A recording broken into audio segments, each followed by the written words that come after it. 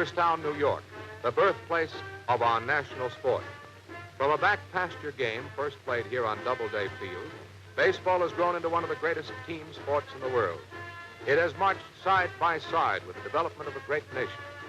Today, baseball men from all over the country have gathered here to do honor to the members of the Hall of Fame, who have built a monument of their own, a monument of integrity which has been the very foundation of baseball. This is baseball's National Museum, where the gloves, bats, uniforms, and other treasured trophies of famous players will be preserved along with their records. The picturesque village of Cooperstown stands by to hear the words of the immortals of baseball.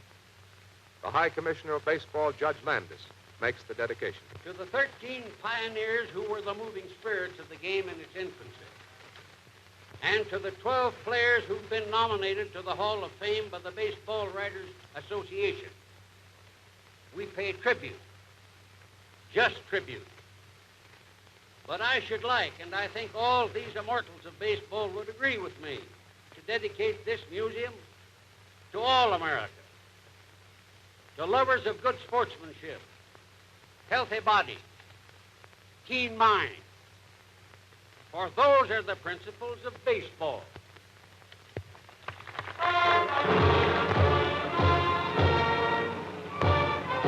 Genial Connie Mack, manager of the Philadelphia Athletics.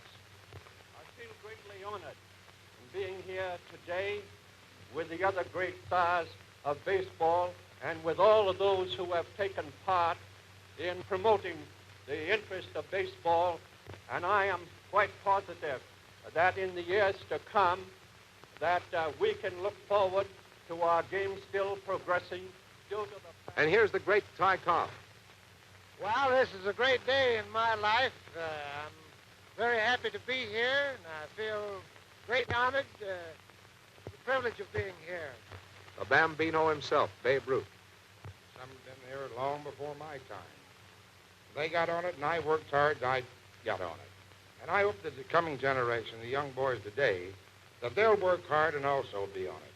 And as my old friend Cy Young says, I hope it goes another 100 years, and the next 100 years will be the greatest. You know, to me, this is just like an anniversary myself, because 25 years ago yesterday, I pitched my first baseball game in Boston for the Boston Red Sox. So it seems like an anniversary for me, too, and I'm surely glad, and it's a pleasure for me to come up here and be picked also on the Hall of Fame. Thank you.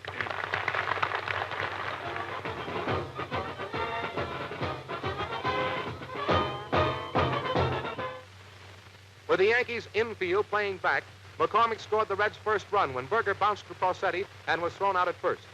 At this point, Hirschberger was sent in as a pinch hitter for Derringer, and Joe DiMaggio just missed catching his Texas leaguer, which fell safely for a single, scoring Simmons with a tying run. When Bill Werber followed with a single to right, Myers scored, and the Reds were out in front 3-1. Going into the ninth, trailing by 2 runs after Keller had singled, DiMaggio smashed a hard drive through short for a base hit, sending Keller to third. At this point, old Sister Fate threw in the monkey wrench as Myers dropped Fry's toss of Dickey's bounder near second. All runners were safe, Keller scoring run number 3 for the Yankees. This was the turning point of the ball game. Selkirk followed with a line drive to Goodman in deep right, DiMaggio tagging up and going over to third after the catch. Joe Gordon then hit a hard drive ground ball down the third baseline for a single. Werber made a nice play on a throw to the plate. DiMaggio sliding in safely, however, with a tying run of the game. The first of the 10th. The score tied 4 apiece.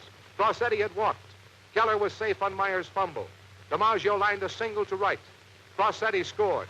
Keller then headed for home, and as he spun Lombardi around, the ball dropped out of his glove. Wait a minute, here comes that man again. Joe DiMaggio hits terra firma like a comet with a graceful fall-away slide to his left. Flips the corner of the plate with his right toe for the 3rd run to score on this play. Well, there seems to be some doubt about you tagging the plate there, Joe. Umpire Pinelli was right. Joe's foot is right on the home dish, which puts the Yankees in a 7-4 lead.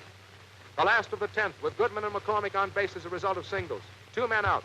Wally Berger lined to Rossetti, and the Yankees were champions of the baseball world for the 4th consecutive year under the able leadership of Joe McCarthy, an all-time major league record.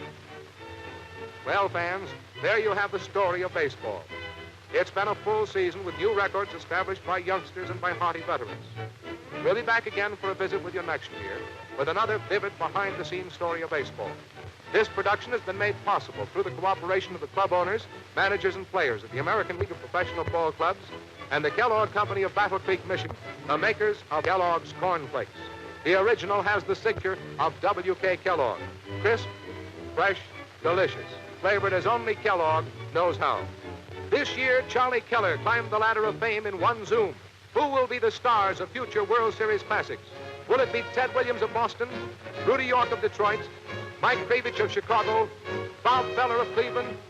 Fans, you make your choice of the World Series stars of the future.